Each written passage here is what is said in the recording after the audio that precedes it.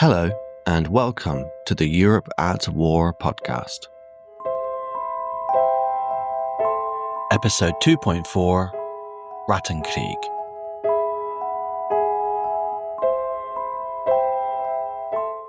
By the 19th of April, almost 72 hours had passed since the combined Polish and Soviet forces had crossed the River Neisse and begun their assault on Saxony. In the hard fighting that followed, the vanguard forces of that invasion had smashed through the multiple lines of German defences and had sown disarray and chaos amongst Army Group Central's forces. It seemed as if nothing could hold back the Red Army onslaught. And worse still, by the early hours of the 19th, the Soviet vanguard, led by the 7th Mechanized Guards Corps, had even taken up positions overlooking the eastern districts of Bautzen itself, and they had already started probing the outer defences. For the German garrison of Bautzen, the enemy was literally at the gates.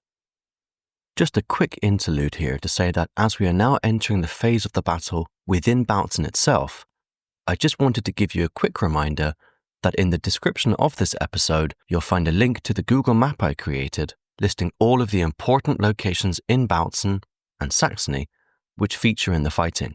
Most of the Bautzen-specific locations are mentioned in today's episode, so feel free to use the map to follow along with the story. Okay, back to the episode. Before the Soviets launched their main assault into the city, however, they first sent reconnaissance units in. These scouts, still hidden by the cover of darkness, crept forward and reached as far as the Zollschule, which today houses the Sorbian High School.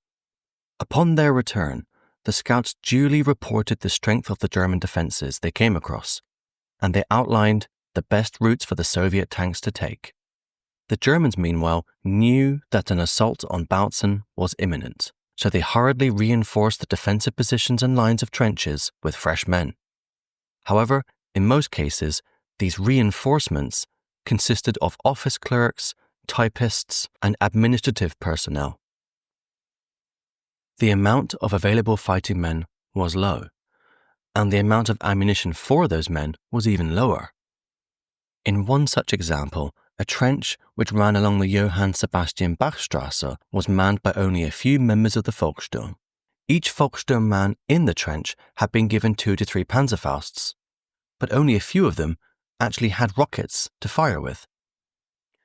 In any case, the men in the trench were still glad to see a company of military cadets join them for support.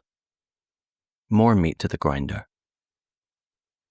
The Soviet commander of the 7th Guards Mechanized Corps, General Korchagin, assembled his junior commanders outside of the city and gave them their orders.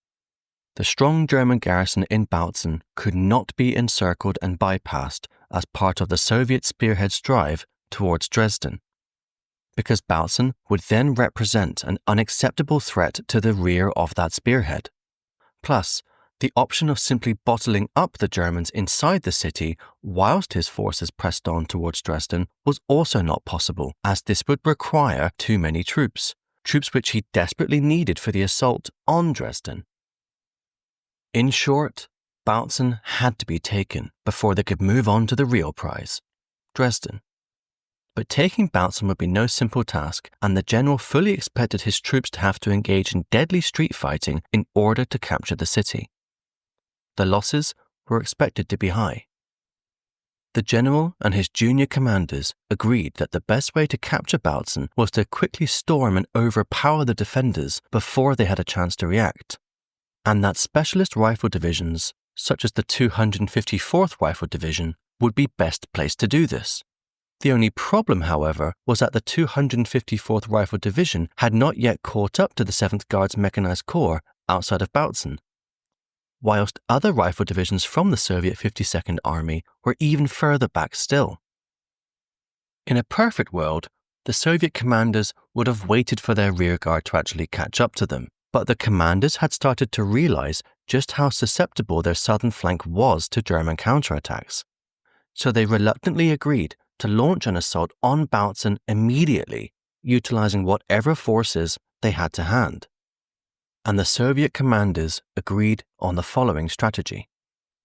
The 26th Guards Mechanized Brigade was to proceed into Bautzen via the northern route, following the Autobahn 4, which ran along the villages of Burg, Teichnitzsch, and Seidau. The 24th Guards Mechanized Brigade was, at the same time, to proceed with a direct attack towards the centre of Bautzen via the road leading from Weissenberg, aiming to reach the central Ortenburg Castle. The 24th Guards Mechanized Brigade was also tasked with capturing the train station just south of the city centre. As soon as infantry from the 254th Rifle Division arrived into Bautzen, they were to support the 24th Guards Mechanized Brigade with their main push into the centre. The 25th Guards Mechanized Brigade, meanwhile, was to attack the southern districts of Bautzen. The goal of this three-pronged attack was to cross the Spree River which ran through the city, fully encircle Bautzen, and force the quick capitulation of the Bautzen garrison. In total, something in the range of 10,000 troops, 55 tanks, and 27 self-propelled guns were assembled for this attack. These numbers sound impressive, especially when considering the fact that the Bautzen garrison numbered only a few thousand at most, and of that, the ranks were filled mostly with elderly Volkssturm men, young Hitler Youth boys, or inexperienced administrative staff. However, on the morning of the 19th, only the vanguard tanks of the 7th Guards Mechanized Corps actually stood outside the city. The majority of the firepower and manpower planned for the attack were still kilometers behind in the area between Bautzen and Weissenberg. Over the previous year, the Soviets had gained a lot of experience in assaulting Festungsstädte, or fortress cities, in Breslau, Warsaw, and Königsberg. And this experience had taught the Soviets that the outer ring German defences were usually lightly defended and could be broken through by Soviet tanks with relative ease. The real fighting, however, would take place in the inner defence rings, where intense fighting would inevitably slow down the Soviet advance to a crawl.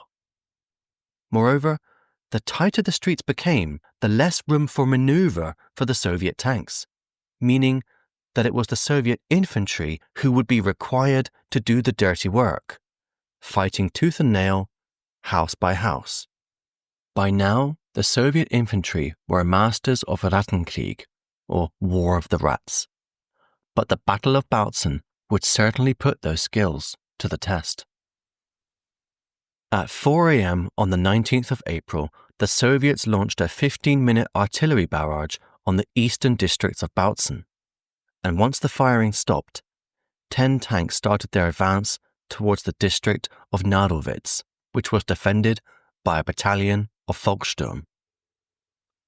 The Volkssturm defenders were overwhelmed by the tanks, and soon 30 Volkssturm men were captured. The rest fled to join German positions in the nearby Kant barracks. Albert Giebner, a local man from Bautzen who served in the defense garrison, reported the arrival of Soviet troops into Bautzen on the morning of the 19th. The seriousness of the hour could be seen in the eyes of all of the officers and men. There was no question of daily life, but only of the future and the surprise of how something like this was possible. Russians in front of Bautzen? That was the talk. In the early hours of the morning, there were reports that Russian tanks were in the provisions office and the neighbouring streets, and that they were firing on the infantry barracks.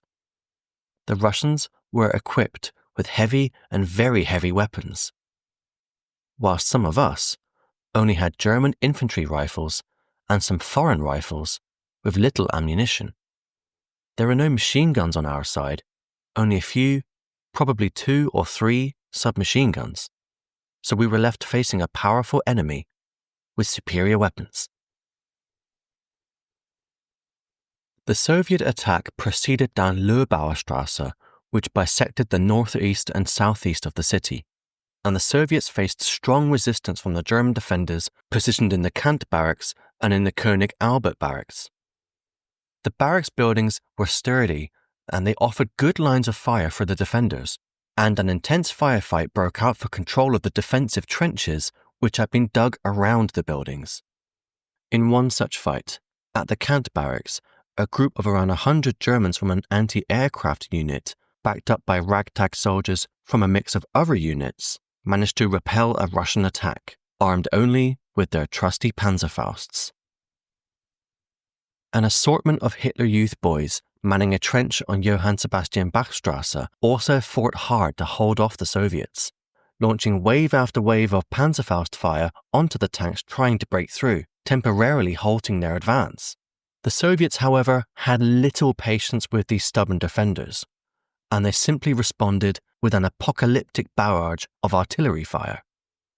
The teenagers, facing such awesome firepower for the first time in their lives, quickly jumped out of their trenches and scattered, pulling back to the safety of the König Albert barracks buildings. Amazingly, they suffered only minor losses. At the barracks, 2 companies of training cadets were sent to bolster the defences at the Ortenburg Castle in the centre of the city, whilst another company was sent to the Schützenplatz, also in the centre of Bautzen. The defence of the König Albert barracks was therefore left in the hands of the Volkssturm, the Hitler Youth boys, and a handful of Wehrmacht personnel. Meanwhile, to the north of the city, the 26th Guards Mechanised Brigade launched a dawn attack on the 200-metre-high hill at Berg, where they came under fire from the artillery and flak gun stationed there. Pinned down, their advance stalled, but when reinforcements arrived, the attackers stormed up the hill, silencing the guns. With the capture of the hill and of the village of Berg itself, the 26th Guards Mechanised Brigade could proceed with their drive onto the north of the city, where they hoped to cross the Spree River. In the centre of the city, the civilians who had not managed to escape the previous day swarmed the few remaining shops as soon as they opened. Desperate to buy provisions, such as food, water, and basic medical supplies before the fighting reached their homes. The panic buying was swift and intense, and as soon as the shelves were empty, the people retreated back to the safety of their cellars, awaiting the carnage that would come. The centre of Bautzen soon became a ghost town. At 9 a.m., the 24th Guards Mechanised Brigade, advancing along Löbauer Strasse to the east of the city, reached the Rations Ministry, where they were immediately fired upon by German troops tasked with defending the building. Once again, the resistance of the defenders was broken by fire from Soviet tanks and self-propelled guns. And shortly afterwards, the Soviets captured the nearby supply depots. At 12 p.m., the Wehrmacht infantry, which had been positioned to the north of the Kant barracks, were pulled back into the centre of Bautzen, and the remaining flak personnel defending the complex barricaded themselves into the buildings. Karl Görlemann was a Luftwaffe Panzerjagd commando, and he took part in the fighting around the Kant barracks on the 19th. Here, he recounts what he saw. In the afternoon, 2 of my comrades and I were sent as a reconnaissance party to determine the course of the front within the extensive barracks grounds. We entered a building through a cellar window, which was being shot at from the other side by a Russian T-34 tank standing in the courtyard. When we tried to fight the tank with the bazookas we were carrying, we were prevented from doing so by a group of German soldiers of various arms and ranks, including officers who were in the cellar. The soldiers had given up the fight, disarmed themselves, and were waiting to be captured by the attacking Russians. But whilst some defenders had clearly given up, other defending troops clung on. For the next hour and a half, a small group of stubborn defenders, standing on tables in the rooms of the buildings, leaned out of the windows and shot down into the slit trenches outside, which were being used by Soviet infantry to approach the buildings. At 1:30, however, the Soviets put pay to this tactic by calling up a tank which fired a shell into the rooms, decimating those within. The Germans couldn't hold out any longer, and by 2 p.m. the handful of remaining German troops withdrew from the Kant barracks and made their escape to the Taucher Friedhof, harassed all of the way by Soviet snipers. Of the 105 men who had tried to defend the barracks, only 20 men and 5 officers remained. These survivors joined a counterattack to retake the barracks, but Soviet artillery once again proved to be the difference, and the Germans were ripped to shreds. The Kant barracks was now in Soviet hands, but they had suffered terrible losses in capturing the complex, with a reported 150 Soviet soldiers killed. By the afternoon, the König Albert barracks was also in Soviet hands, and as the day progressed, the Soviet attacks crept slowly forwards, closer and closer to the city centre.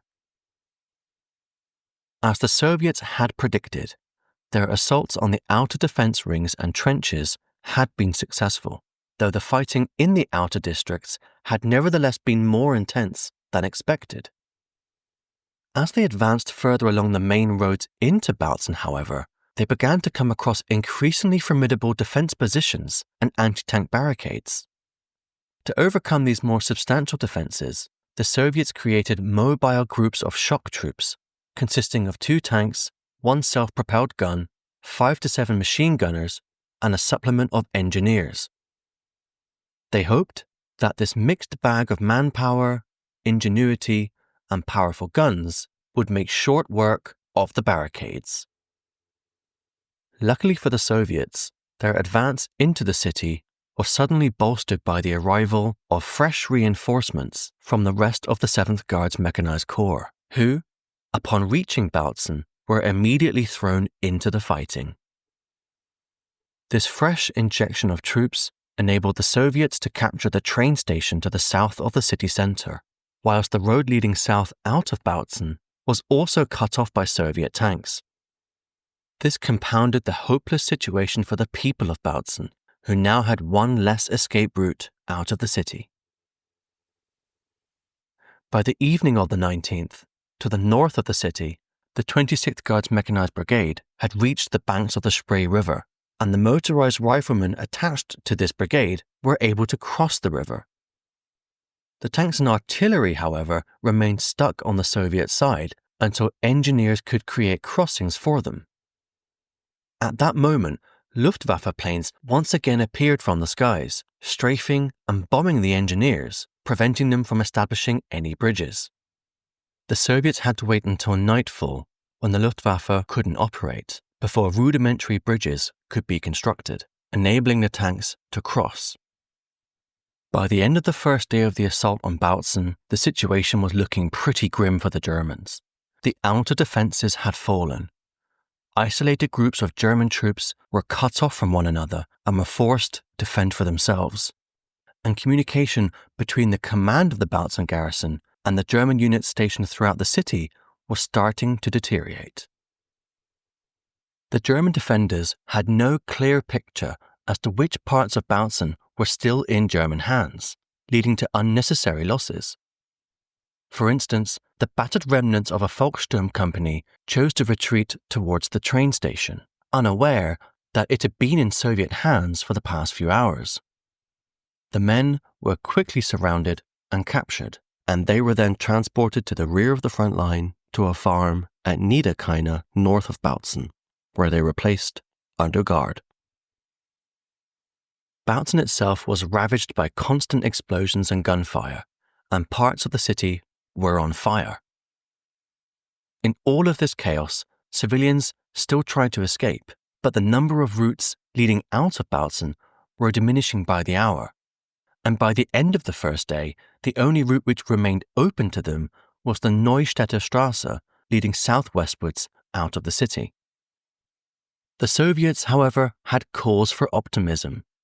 Their attack was going to plan, and by the end of the 19th, Bautzen had been successfully encircled on 3 sides.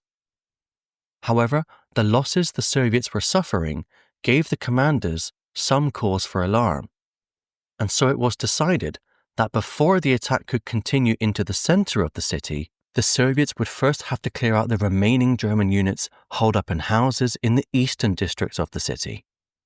These mopping up operations lasted throughout the night. Outside of Bautzen, to the north, the Polish vanguard, the 1st Armoured Corps, continued their advance towards Dresden.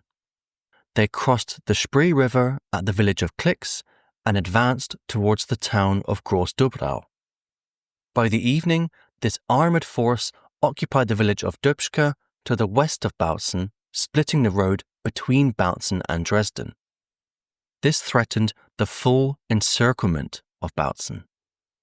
However, whilst the Polish and Soviet forces seemed to have the upper hand in the fighting in and around the city, the situation elsewhere on the battlefield was threatening to unravel.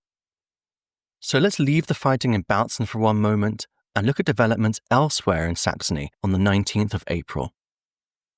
Back east, in the area south of Niesky, 15 kilometers west of the River Neisse, the situation became critical for the Polish-Soviet rearguard, as the armoured German counterattack aiming to break through to Spremberg and Brandenburg was launched with full force. The Soviets had recognized the threat the Germans now posed to the southern flank of the Polish-Soviet lines, and they had tried to act decisively by immediately strengthening those lines. For instance, they had sent the 294th Rifle Division to the recently captured Weissenberg. The deployment of this division in Weissenberg wasn't just to strengthen the defense of that town, it was also done to allow the 254th Rifle Division to move on to Bautzen to support the 7th Guards Mechanized Corps in assaulting the city. And in addition, the Soviets also sent the 213th Rifle Division to defend the line in the area between Zeerchen and Kordersdorf. But whilst these deployments showed that the Soviets were at least trying to act decisively in the face of the German threat, General Szyszewski of the Polish Second Army completely fumbled his response to the German counterattack. On the one hand, he transferred the Polish 8th Infantry Division to his southern flank, thereby strengthening the line facing the Germans. However, when it came to his Polish armoured forces, Szyszewski was in two minds. He chose to send some units from his 1st Armoured Corps back east to bolster the line against the developing German counterattack, whilst ordering other elements of the 1st Armoured Corps to continue with their advance towards Dresden. This splitting of his armoured forces on the 19th was the first crucial mistake Szyszewski would make. But it wouldn't be his last. And regardless, despite the redeployment of some Polish units, the overall Polish southern flank was still dangerously thin. The German counterattack, which had begun on the previous day, thus continued unimpeded, with the 1st Hermann Göring Division and the 20th Panzer Division making headway towards the town of Horka, east of Niesky. To the east of the village of Kordersdorf, a fierce tank battle erupted between the 1st Hermann Göring Division and the newly arrived elements of the Polish 1st Armoured Corps who had just been sent here to reinforce the Polish southern flank. In the ensuing melee, the 17 German Panther tanks of the 1st Hermann Göring Division managed to destroy 43 Polish tanks in just 20 minutes. Soon after, the rest of the Polish unit surrendered to the Germans. The Germans also captured 12 enemy tanks in this engagement, including 4 heavy Joseph Stalin tanks.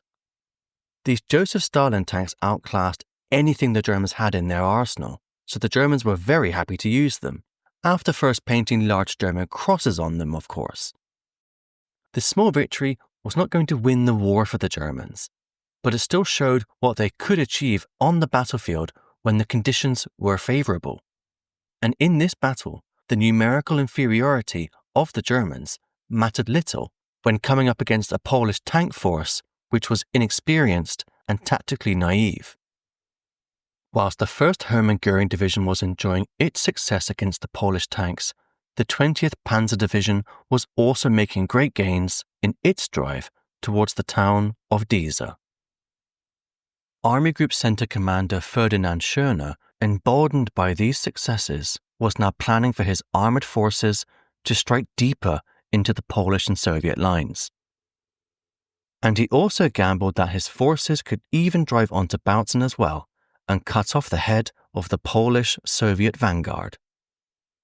Whilst Schörner was plotting further counterattacks from the south, another important part of the German counterattack plan was falling into place, namely, another thrust of German forces into the Polish-Soviet rearguard, but this time coming from the north.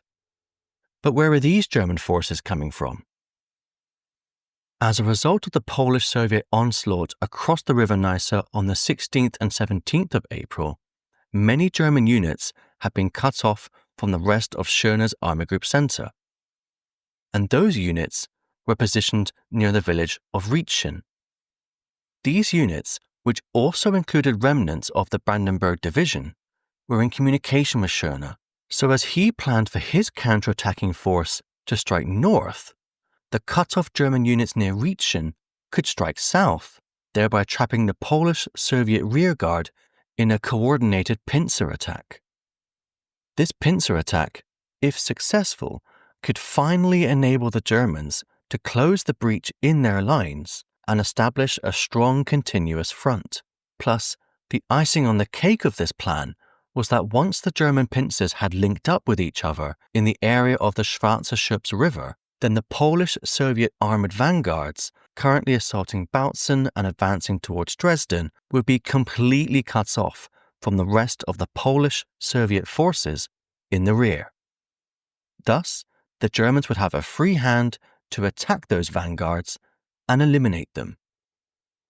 That done, the entire German counterattack could then proceed northwards towards Spremberg in southern Brandenburg. In the early hours of the 20th of April, Schörner gave the order for the two German pincers to attack, and this order sealed the fate of the Polish and Soviet forces in Bautzen and Weissenberg. On the 20th of April, after the loss of the two barracks the previous day, along with the train station and the eastern districts of the city, Bautzen's garrison commander Hübke realized that sending his remaining garrison forces out to proactively engage the Soviet troops was untenable. The strength in numbers the Soviets enjoyed, in terms of troops, guns, and tanks, almost guaranteed that any German troops attacking the advancing Soviet units head-on would be wiped out.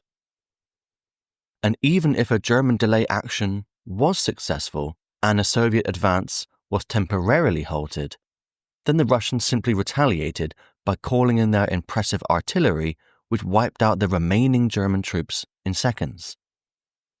Hübke therefore realized that if the defense of Bautzen was going to succeed, he would have to concentrate his remaining troops within the city center, barricade all access points into the city center, and then let the Soviets come to them. He thus gave the order that all forces defending the outer defenses were to pull back to the inner defense ring. And as a last resort, he prepared his troops to make a last stand in the Ortenburg Castle if need be. By now, Polish infantry units, such as the 26th Infantry Regiment, arrived in Bautzen to support the Soviet attack on the city, and they were deployed to assist the Soviet 26th Guards Mechanized Brigade, who were continuing their attack on Bautzen from the north. At 4 a.m. on the 20th, the brigade crossed the Spree River and captured the suburb of Teichnitz. The Volkssturm Battalion, which had been defending Teichnitz, pulled back to the inner defense ring and took up positions in a small kindergarten near the plateau of the Ortenburg Castle. Once the Soviets established a bridgehead across the Spree River for their armoured units, they pressed on with the attack, and with the support of the newly arrived Polish infantry, they dislodged the Volkssturm Battalion from the kindergarten, pushing them back further towards the castle itself. The Volkssturm defence had been dogged, but armed as they were with only Italian-made Panzerfausts, some old French rifles containing a few rounds, and a handful of grenades, they were no match for the Soviets. As they retreated, they faced withering Soviet sniper fire. The 24th Guards Mechanized Brigade, meanwhile, continued its advance to the center of Bautzen via the eastern route along Löbauer Straße, and they fought to take the post office and the sawmill. Here, the Soviets used their tanks as battering rams, both against the barricades in front of the buildings and also against the walls of the buildings themselves. Despite the shock of seeing Soviet tanks bursting through the walls, the German defenders were determined to hold on, and they took advantage of the rubble to hide from the attackers. As the Soviet infantry moved forward to inspect the ruins of the buildings, the surviving German troops would pop up with Panzerfausts and rifles, unleashing a relentless wave of fire onto the unsuspecting Soviet tanks and troops. But despite the desperate defense of the Germans, the Soviet tanks kept up the pressure, and when a tank shell ripped down half of the post office building, Soviet infantry stormed through the breach and snuffed out the German resistance. By now, Bautzen had been transformed into a full-on war zone. The sky was red, smoke was everywhere, and artillery fire pummeled the center of the city. Höpke reported to Army Group Center that heavy fighting was taking place along Löbauer Straße and Muskauer Straße, and that despite the best efforts of his garrison troops, the Soviets were breaking through here. He also reported that the train station was no longer in German hands. With the capture of the flak artillery placements on the outskirts of the city during the previous day, the Bautzen garrison also no longer had any artillery support. Throughout Bautzen, the battles raged between groups of German and Soviet soldiers, with hand-to-hand fighting taking place in the rooms, cellars, and attics of almost every house in the city. The Russians deployed snipers around Bautzen to target any German troops trying to move from street to street or house to house. And whenever a particularly strong German defensive point was reached, which could not be overcome with infantry or tanks, artillery was called in to reduce the house or barricade to rubble. Hoping to force the garrison into surrender, the Soviet brigades tightened the noose by proceeding to encircle the city, thereby cutting off any hope of resupply to the beleaguered garrison troops trapped in the center. Firstly, elements from the 25th Guards Mechanized Brigade crossed the River Spree to the southwest of the city. Then they cut the train line near Stibitz before advancing to take the district of Stibitz itself. Meanwhile, the 24th Guards Mechanized Brigade also crossed the Spree River to the south of the city, before swinging northwards to link up with the 26th Guards Mechanized Brigade striking south towards the center. By the afternoon, this increased pressure was paying off, with the Soviets successfully destroying the barricades and anti-tank barriers at the Holzmarkt and Postplatz, albeit with heavy losses. The Bautzen garrison's control over the city was shrinking by the hour. Yes, they still held the majority of the city center, including important locations such as the castle, the high school, and the brewery, but their defense lines were becoming increasingly porous, with numerous incursions from Soviet infantry. On every street, barricades had been erected in a desperate attempt to stop the Soviet advance, and the defenders were now using the city's medieval walls to shelter from attacking fire.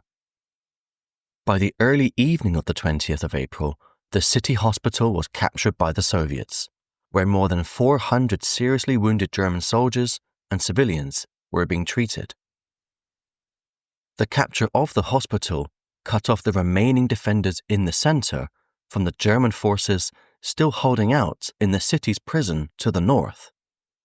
Commander Höpke responded by launching multiple raids to try and re-establish a connection with these trapped forces in the prison, but every raid was beaten back by the Soviets. But whilst contact was being lost with the outer districts of the city, Höpke's desperate band of Volkssturm, Wehrmacht troops, and administrative personnel were somehow holding on in the center. And each time a Soviet attack towards the Schützenplatz and Ortenburg Castle made some progress, frantic German counterattacks were launched in order to prevent the Soviets from consolidating their positions and advancing further. Whenever frontline soldiers fell defending the barricades, they were quickly replaced by Hitler Youth boys sent from the Ortenburg Castle. Hitler Youth boys were obviously not first-rate fighters, given their age and inexperience. Still, they fought as best they could.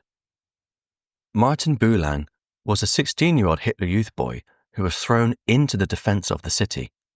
Here, he relates his account of the fighting. On the night from Friday to Saturday, I had to watch in the morning hours at a stone wall. There was a hole dug underneath and a small foxhole in front of it. I was given a rifle and I had to keep an eye out for anything. That's where I saw the enemy for the first time. There was some running around down by the old people's home. Then the shooting started.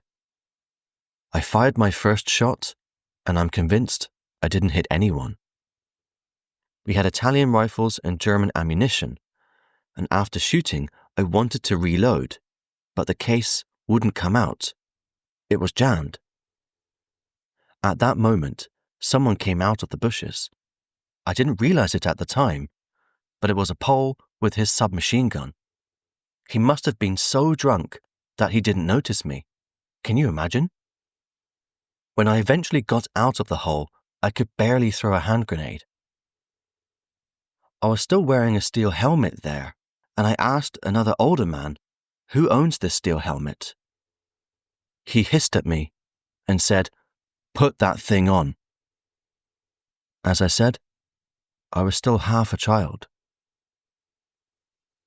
To frustrate the Soviet advance even further, Höpke gave the order to blow up all of the remaining bridges leading into the center of Bautzen, including the Kronprinzbrücke, which led from the base of the castle out towards the west of the city.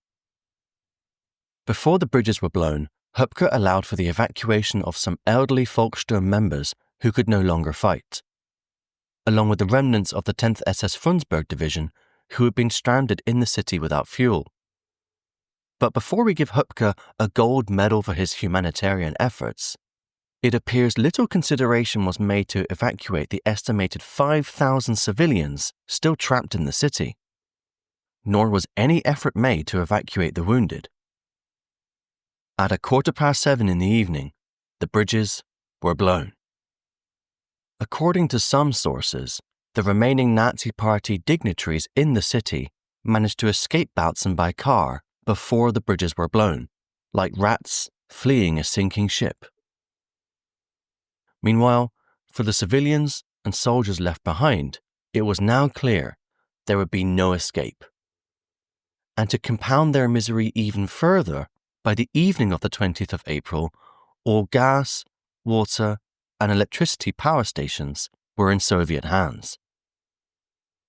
Throughout the evening and into the night, the Soviets continued fighting bitterly with the Germans, with every street corner, house, room, and loft being fought over. The fighting had by now become so confused and disorganized that the front line often ran through different floors of the houses. Facing mounting losses, the Soviets had to quickly adapt to the challenges of street fighting.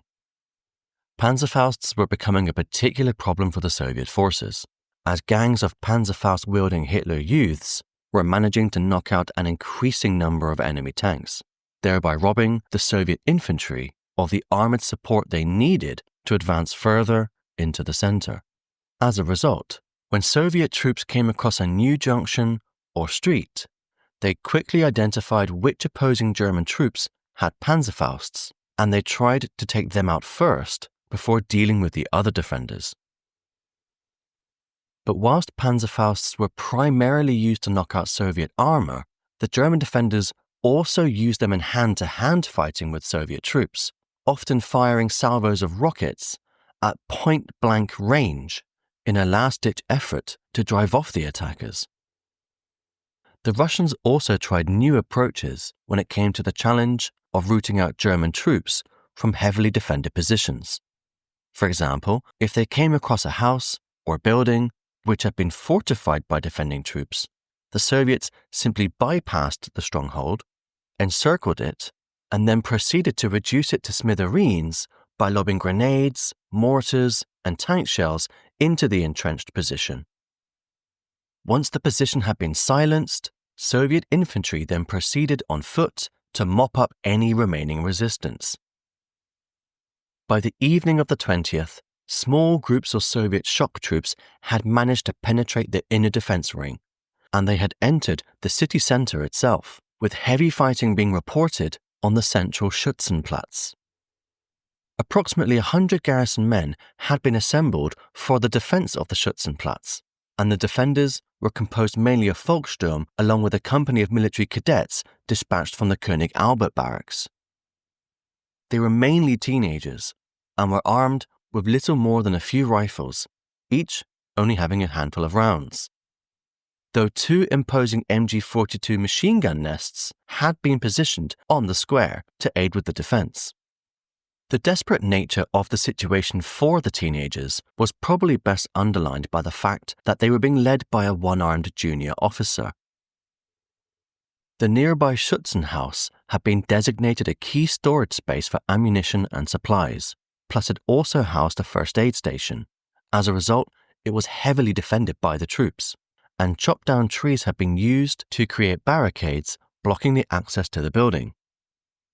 But as heavily defended as the ammunition and supplies were, stocks were running dangerously low, and every wave of Soviet infantry and tank attack sucked up more rounds of precious ammunition for the Bautzen garrison. Commander Höpke pleaded with the 4th Panzer Army Command for a resupply to be made by air, and drop zones were prepared both on the Hauptmarkt in the center of the city and in the grounds of the Ortenburg Castle itself. Frustrated with the progress of their attack, Soviet General Korchagin ordered the 26th Guards Mechanized Brigade to occupy Bischofswerda and Putzkau to the southwest of the city, and for the Polish 9th Infantry Division to cut the road at Göhrde to the west of Bautzen. This tightened the noose even further on the defenders of Bautzen, and the remaining pocket of Volkssturm troops still present on the western bank of the town were forced by the advancing Soviet and Polish troops to retreat across the Zaidauer Street Bridge. Thus, by the end of the 20th of April, all garrison forces had pulled back to the inner city defense ring. But with the destruction of the bridges, they were now completely cut off from reinforcements and resupply. The Soviets believed that Bautzen only had a few hundred defenders left, and that they were armed only with a few dozen machine guns, a handful of mortars, a few rifles, and perhaps only 100 Panzerfausts.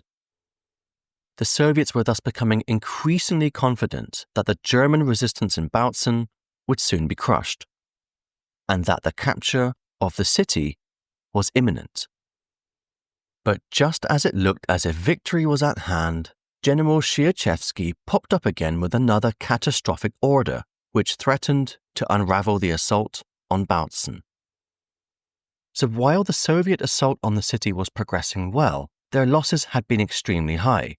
So what was desperately needed right now was a huge injection of Polish reinforcements to get the job done. Ideally, the Polish Second Army forces, who had by now reached the Bautzen area, would have been ordered by Szyszewski to deploy en masse inside the city and help their Soviet allies in overwhelming the remaining German defenders. Instead, Szyszewski, who still clung on to his dream of having his Polish troops capture Dresden, decided to split his forces. He ordered half of them to remain in the Bautzen area in support of the Soviets, whilst the other half were ordered to continue their advance on to Dresden. This decision was utterly bizarre, as it meant his Polish troops advancing onto Dresden would be horribly isolated and outnumbered, whilst at the same time it condemned the Soviet assault on Bautzen to failure, as an insufficient amount of Polish troops were being sent here to support the Soviets.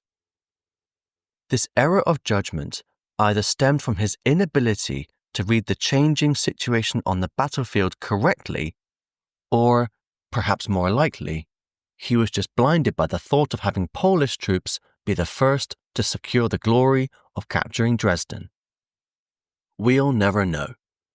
But whatever the real reason behind his decision, the outcome was that it led to a further overstretching of Polish lines, with there now being an estimated 50-kilometer distance between his lead units and their rearguard.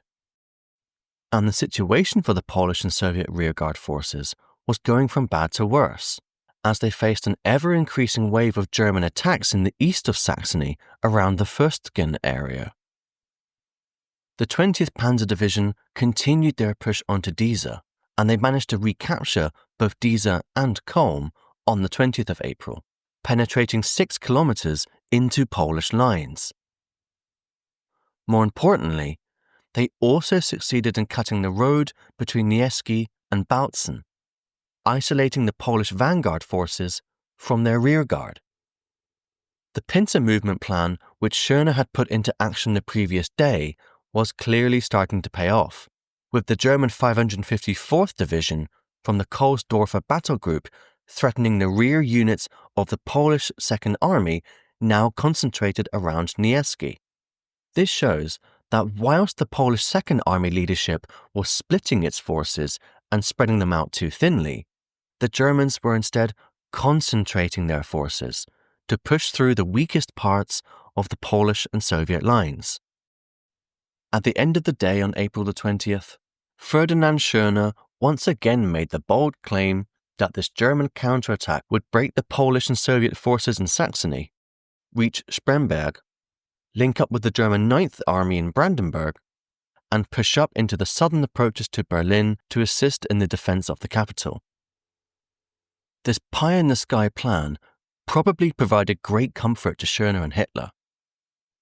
But the soldiers fighting under him were perhaps more motivated by the idea that a successful German counterattack could open up an escape corridor for fellow German soldiers and civilians to flee westwards from the Polish and Soviet forces and surrender to the Americans rather than to the vicious Red Army. By the early hours of the 21st of April, General Korchagin of the 7th Guards Mechanized Corps was becoming increasingly frustrated by the stubborn German defense of the city.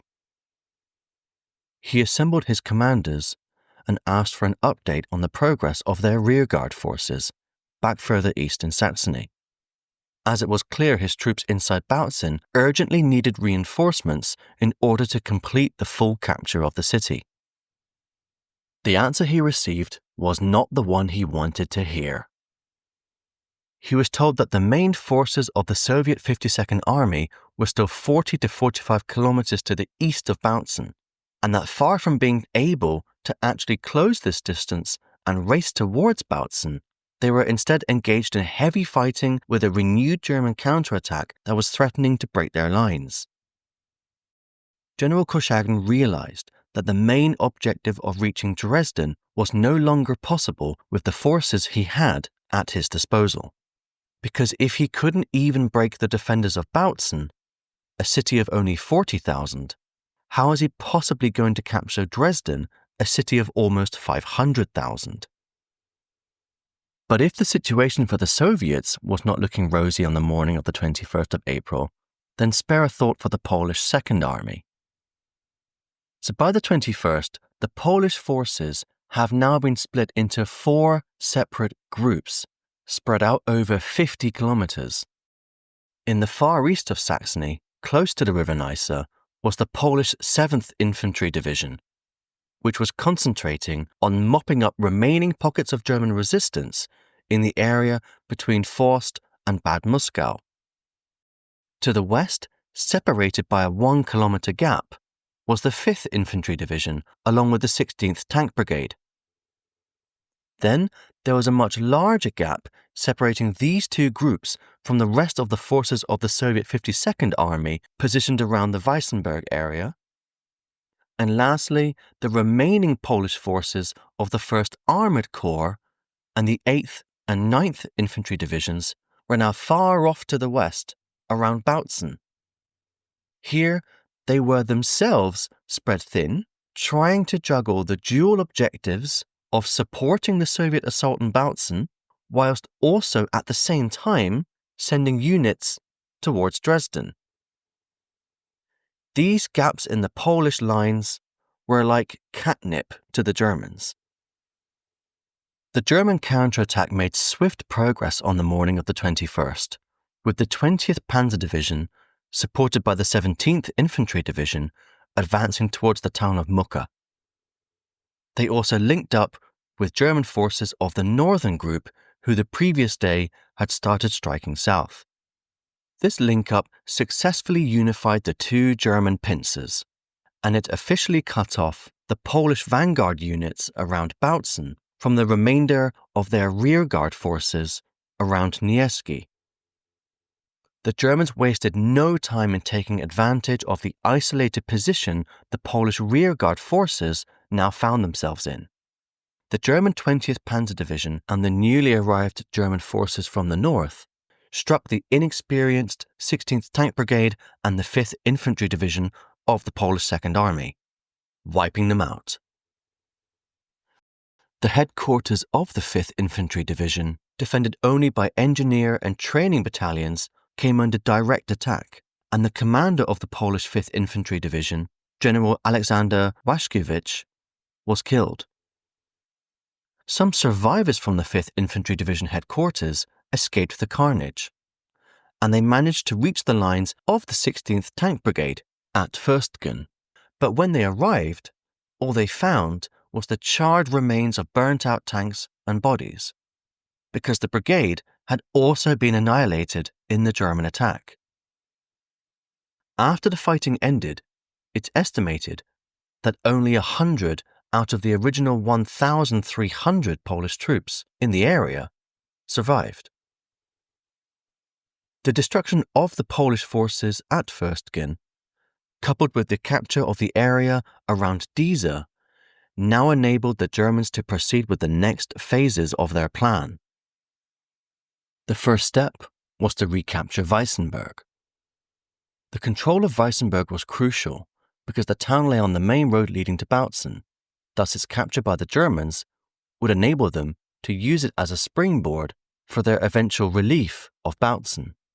Plus, the recapture of Weissenberg would further impact the ability of the Polish and Soviet forces to move their troops around the region.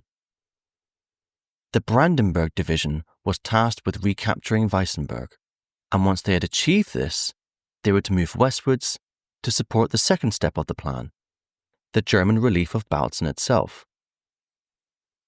For the Germans to relieve Bautzen, they planned to launch a multi-pronged armoured assault attacking the Soviet forces stationed there via the northern, eastern, and southern approaches to the city. From the north, the 20th Panzer Division was to advance on the city, supported by the Brandenburg Division who, after recapturing Weissenberg, were to advance from the east.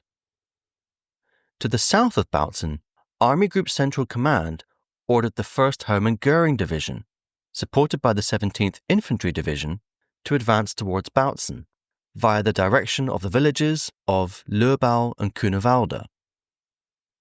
This plan, if successful, would lead to the Germans launching their own encirclement of the Red Army forces in Bautzen, with the key goal of the German attack being to punch through Soviet lines and link up with Höpke's desperate defenders holding out at the Ortenburg Castle.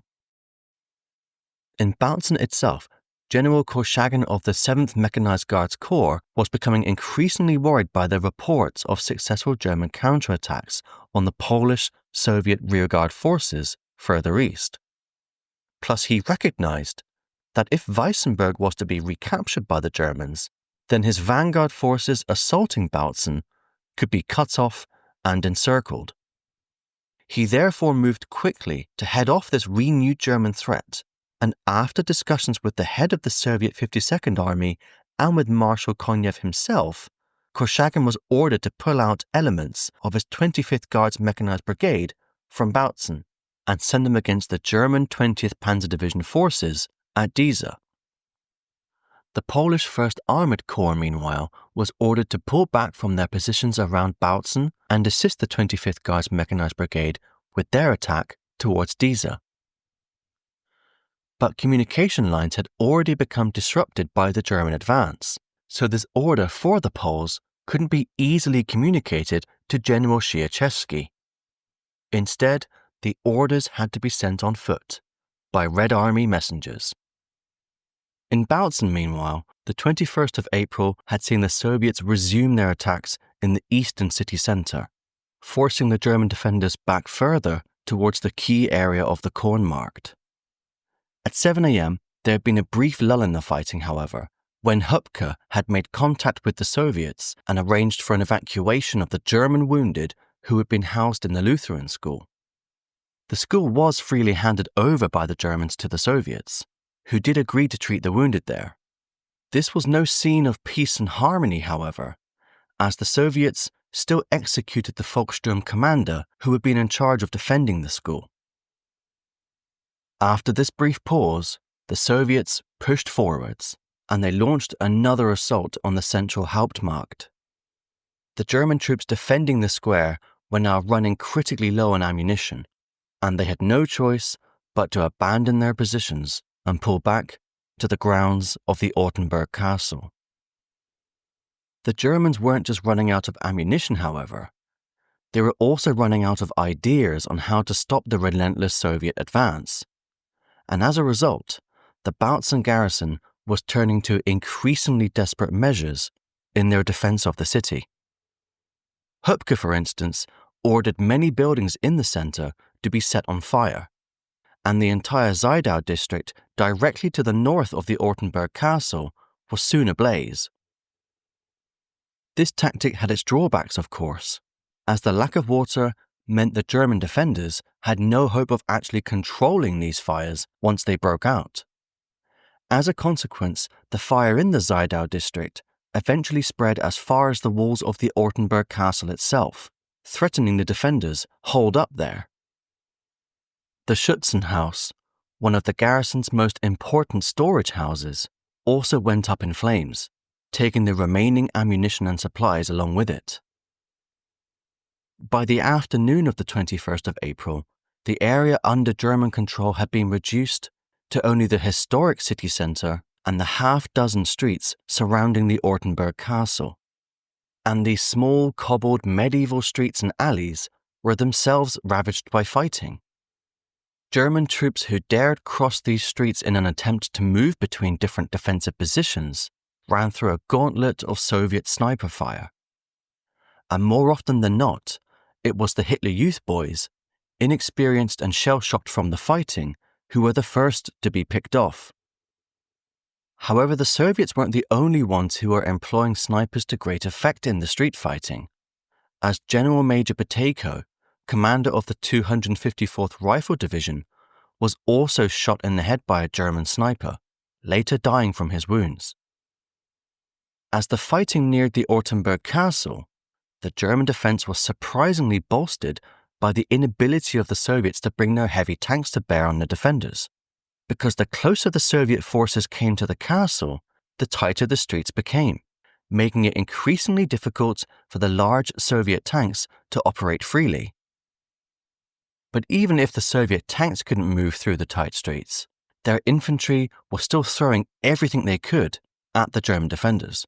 For example, Soviet troops used explosives to break through the wall of a house on the corner of Schlossstrasse, which then granted them a direct line of fire to shoot mortar rounds and machine gun fire onto the east wing of the Ortenburg Castle itself. This just compounded the misery of the men inside. By now, the troops inside the castle were running out of water, and a decision was made to ration the water they had left and prioritize it only for the wounded. Their ammunition was almost depleted, and no one had slept in days. Höpke told his men to hold on to the last man, and to the last bullet. But if he couldn't keep his men in line with rallying cries and orders, he employed deadly threats instead. As Manfred Stephan, another 16-year-old boy called up to fight, recounted from his time defending the Ortenburg Castle.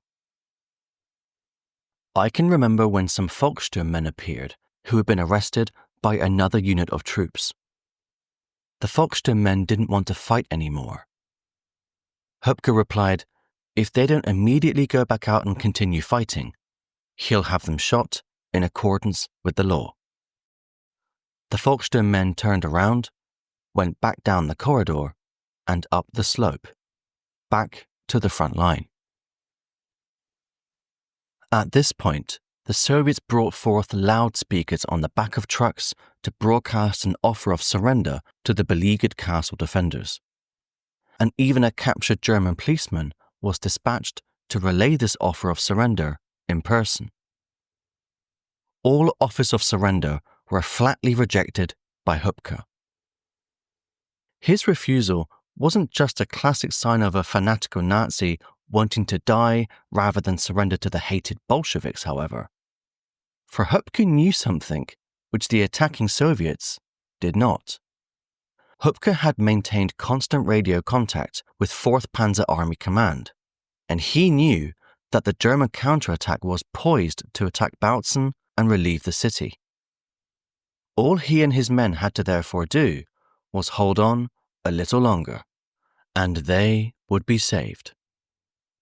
That evening, on the 21st of April, the General Staff of the 4th Panzer Army, now stationed in the village of Neustadt, southwest of Bautzen, radioed Höpke and gave him the message with which he could rally his remaining men.